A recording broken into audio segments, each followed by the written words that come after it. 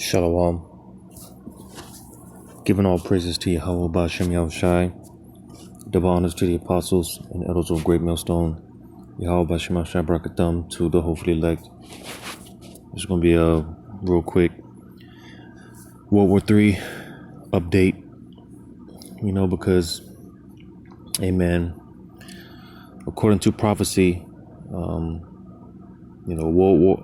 world's war has to break out. All right, that's one of the major prophecies outside of the Revelation 13, 16, and 17 coming to pass. Those two prophecies, man, the two major prophecies that we're looking for. But nevertheless, Yahweh Bashem Yahushai, man, he's moving the chess pieces. And it's a beautiful thing. Because, amen, the saints were being worn out every single day, man, and we desperately got to get the hell up out of here, But nevertheless, the words of the Lord have to come to pass. The scriptures talk about how the Lord said he would not prolong his words anymore. The Lord's not going to hold back anymore on behalf of his elect. He's speeding things up. Because there's a lot of things going on as usual. As we've been saying, man, it's to the point where we can't keep up with anything that's going on. We can't keep up with everything that's going on. Because there's so much going on and it's happening so quick. And it's just a matter of being patient. Because the Lord is definitely hearing our cries and our supplications, man. But nevertheless, like I said, just a quick update, man, dealing with World War III, because, these nations are poking at the bear, and, I've mentioned this before, going into the characteristics of a bear, man, you back a bear into a corner, man, it'll play like it's not going to do anything, but in an instant, it can turn around and attack. You see, and these nations, man, more specifically America and NATO, backing the bear into a corner. You see, and I'm gonna get this real quick because I was just watching a few videos and you got this guy Zelensky from the Ukraine. He's basically talking about, in not so many words, in other words, he's basically crying about how this guy Putin, man, he's like a madman. Basically, he was saying that the guy's crazy, which is all prophetic, because I'm gonna read this in Ezekiel chapter 38. Ezekiel chapter 38. I'm gonna read verse 10. It says, "Thus saith the Lord power, it shall also come to pass that at the same time shall things come into thy mind, and thou shalt think an evil thought." Basically talking about the king of Magog, which the current king, so to say, of Magog being Vladimir Putin. All right, the current inhabitants of the land of Magog right now being the Russian Edomites. Right? Because when you read verse, jump up to verse 4, it says, "And I will turn thee back and put hooks into thy jaws, and I will bring thee forth in all thine army, horses and horsemen, all of them clothed with all sorts of armor, even a great company with bucklers and shields, all of them handling swords." So Yahweh Bashem Yahushai is putting a certain spirit on them Russians, and more particular Vladimir Putin. That old, because pretty much what he's trying to accomplish, trying to, get all those nations that were once a part of that union, and trying to get them back together, So, that old Soviet like USSR like spirit. He's putting that back on the Russians. You see, and you just had this. I think they mentioned it in this video how they pretty much calling Russia like the biggest threat right now. And what's going on right now? Like I said, ultimately, it's Yahweh Shema Shai is moving the chess pieces, because whether these nations, whether they want to or not, they're going to war, because it's all in the will of Yahweh Shema Shai. And you see, we look forward to it, because this is what's gonna into Lord's will war of that number, our deliverance. This is what's gonna bring forth our deliverance, the destruction of our enemies and our deliverance. You see, so we look forward to all hell breaking loose, man, pertaining to these nations and war breaking out. We look forward to it. But I'm gonna go ahead and start up this video. This video is roughly 6 minutes, so I'm gonna play this video. It says the U.S. permanent bases in Poland beefs up forces in Europe, NATO, Russia most significant and direct threat. So without further ado. Welcome back again, everyone. It's Dina Kalmeta here, and for today's news, I just have a few short headlines I'd like to share with you. And I'd like to start with this first report in regards to the United States ramping up military deployments across Europe. According to a White House fact sheet, Biden has ordered additional bases, soldiers, or assets to be set up in Poland, Romania, the UK, and the Baltics. Poland will... And pretty much these nations... pretty much, because you can just look it up on a world map, but because like I said, they're these nations, man, they're poking at the bear, man. They're trying to surround the bear. They're trying to encase Russia. You see, because like I said, these nations, Poland, these other nations, they're like kind of like on the is like I said, when you look at these nations, again, they're it's not like they're surrounded Russia. You see, because another thing, because pretty much America and NATO, they've been forcing Russia's hand. You see. Because the whole thing, the whole thing about it, and brothers have broke it down like this. Someone comes up in your backyard and sets up a weapons defense system or something like that, then you wouldn't take too kindly to it. Well, that's pretty much mainly America and NATO. Essentially, that's what they've been doing, because the whole thing with the Ukraine, which, they talk about how Russia is invading the Ukraine, which technically, or the Ukraine is a part of Russia. The Ukrainians, most of them, predominantly Russians. So, you can't invade your own land, but that's a whole nother topic in itself, going into why the Russians so-called invaded the Ukraine. Why Russia so-called invaded the Ukraine. But like I said, essentially, if someone is sitting up in your backyard, you won't take too kindly to it. You see, and like I said, because this whole time, or this whole thing, that's pretty much what it's been. Mainly with America and NATO, because the whole thing, Russia, being that Ukraine is technically a part of Russia, and the Ukraine is basically trying to get status into, I think it was NATO, trying to join the NATO, which that wouldn't be in the best interest of, because when you look at it, again, these nations, and again, predominantly America and NATO, they're trying to strategically set up basically like attack positions. They're trying to get an advantage military wise,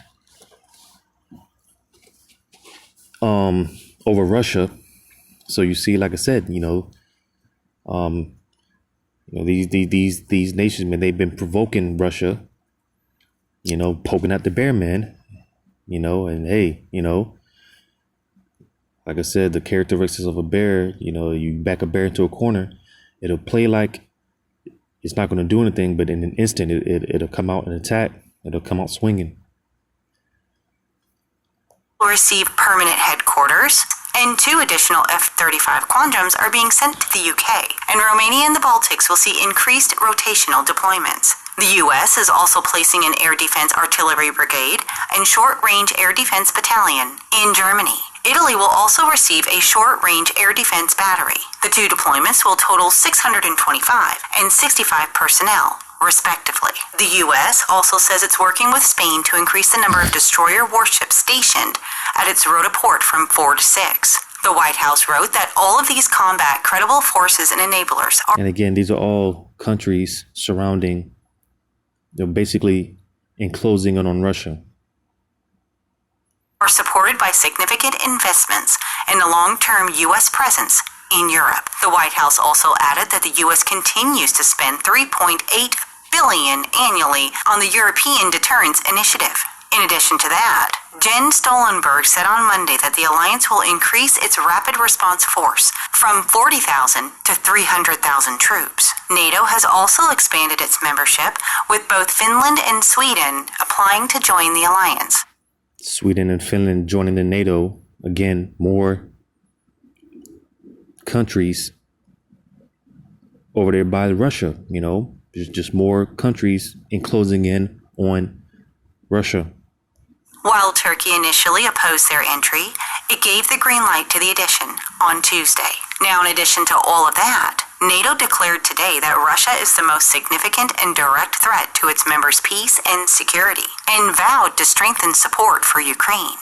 NATO also issued a warning about China, accusing it of bullying its neighbors and forming a strategic partnership with Moscow that poses a challenge. And that's not even because, for those that don't know, pretty much Russia and China, they're pretty much like the biggest, they're pretty much the world superpower right now. All right. And, with all this being said, because right now the focus right now is, Russia and NATO and America, but this is not even to include China.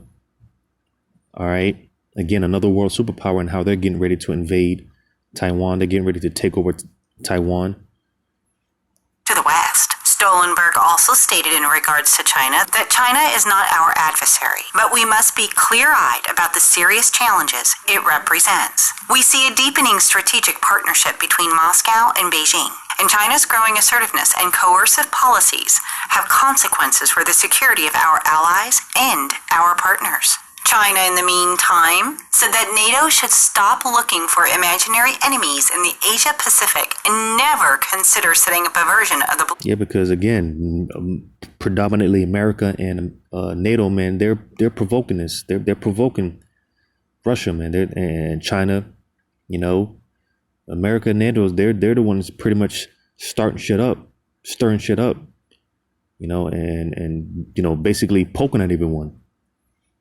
Bloc in the region.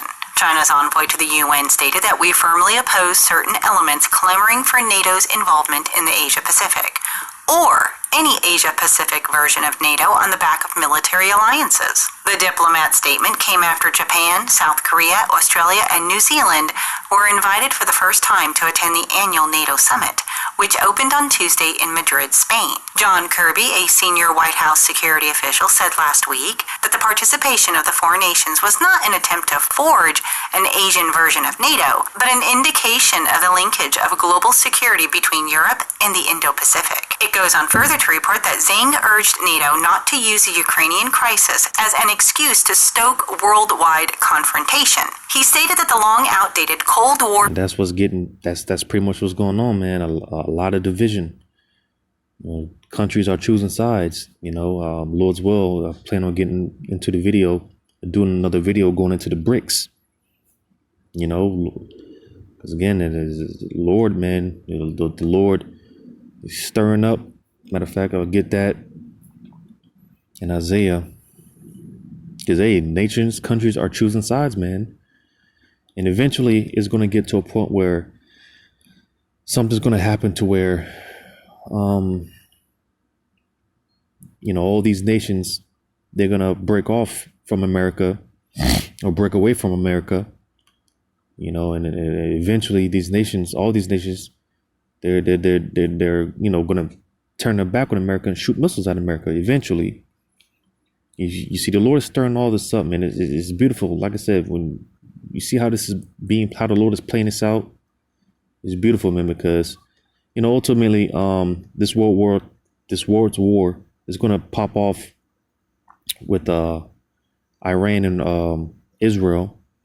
But you see, the Lord is building that pressure, you see, because when it does pop off with Iran and Israel, all right, hey, the Lord would have already put the other pieces on the chessboard to play. All right. And like I said, we've seen it playing out with all the tension between all these nations. Everyone's talking shit. Right. Everyone's, going back and forth. And like I said, the nations, they're choosing sides. There's a lot of divisions and these countries, they're choosing their sides. So about the time that the major players, Iran and Israel, pop off, then, hey, all the pieces on the chessboard, they'd be in place. And you see, the Lord is stirring all this up, man. I'm going to read this in Isaiah 42 in verse 13. The Lord shall go forth as a mighty man, and he shall stir up jealousy like a man of war. He shall cry, yea, roar. He shall prevail against his enemies. Because like I said, at the height of World War III, which this is why we look forward to World War III.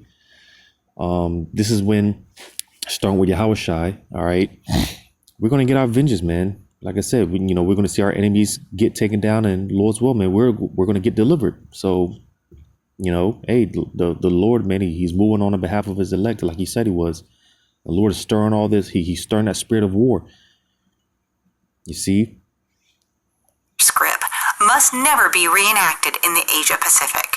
The kind of turmoil and conflict that are affecting parts of the world must not be allowed to happen in the Asia Pacific. Now, in addition to all of that, the Russian Foreign Minister Sergei Lavrov has warned the West again that continuing to supply Ukraine with advanced weaponry will only prolong the conflict. Speaking at a press conference on Tuesday, he stated that the position of the West regarding Ukraine is absolutely counterproductive and harmful. Pumping up Ukraine with Western weapons will only lead to Russia to perform more missions on the ground. The more weapons are pumped into Ukraine, he said, the longer this conflict will last, the longer the agony of the Nazi regime, which is supported by Western capitals. Now, with all of that said, just on Monday, it is being reported that Russia hit a shopping mall with more than 1,000 afternoon shoppers and workers inside the mall. But apparently, many had managed to escape. As of right now, at least 8. And to deal with this real quick, and just to show you how the West media, man, they're full of lies, because they're talking about how the Ukraine, man, they're kicking ass, when in reality Russia's whooping that ass, man. And to touch on this shopping mall or whatever, for one, Russia, they said they had nothing to do with it.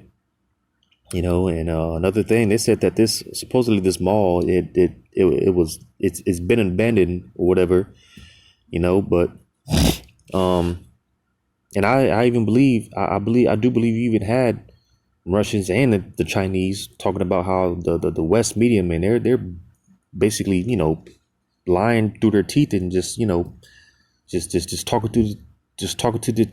through their teeth and just straight up lying about a lot of stuff. You see, because like I said, man, them Russians, they're over there kicking ass, and like I said, when it comes to why Russia so-called invaded Ukraine in the first place, when you actually go into it, it has nothing to do with what the West, what they're portraying, what they're telling people. You see?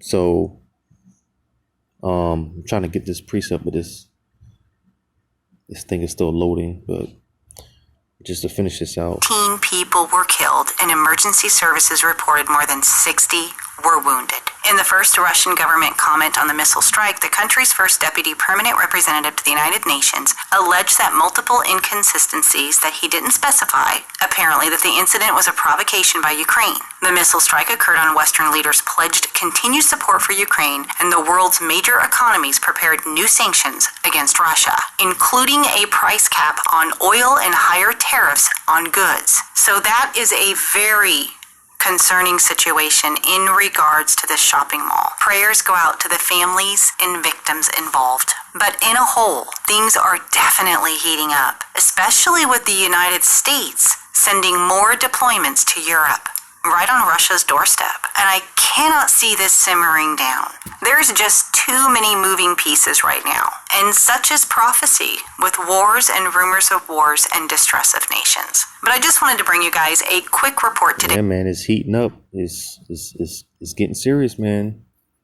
You know, hey, call all y'all about your mouth shot. This is what we want. You know, or this is what we should want. Like I said, man, we're tired, man. We got to get the hell up out of here. And the sooner these things happen, the sooner we are to getting out of here, man. So I'm going to read this in Isaiah chapter 34, verse 1. It says, come near, you know, because I often talk about how when it comes to God's message to all nations, you know, the Lord, he does indeed have a message for all nations, but that doesn't mean that it's necessarily a good one. You know, the message pertaining to salvation, that was only given to the Israelites. You know, not even all Israel is going to make it. You see, but the Lord does have a message to all these other nations. And this is a part of that message. Isaiah 34 and 1. Come near, ye nations, to hear, and hearken, ye people. Let the earth hear, and all that is therein, the world and all things that come forth of it. So this is the Lord's message to all the other nations. It says, for the indignation of the Lord is upon all nations, and his fury upon all their armies. He hath utterly destroyed them. He hath delivered them to the slaughter. Because that's ultimately, you know, what's getting ready to happen.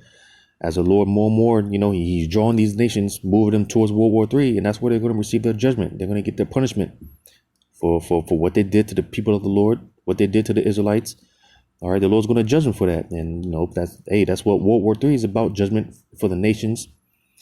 All right, because like I said, you know, World War III for the hopeful elect, to us, man, that's good news. Because, hey, like I said, we're going to get delivered and we're going to see our enemies get destroyed, man.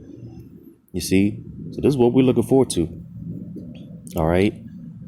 And like I said, and like I read, you know, the Lord, he's stern. He's stirring all this up, man. You know, we're in the time of warfare. War is in the air, man. And, you know, like they said in the video, man, it's not gonna ease up, man. Lord's will. You know, so, you know, hopefully, man, this was edifying.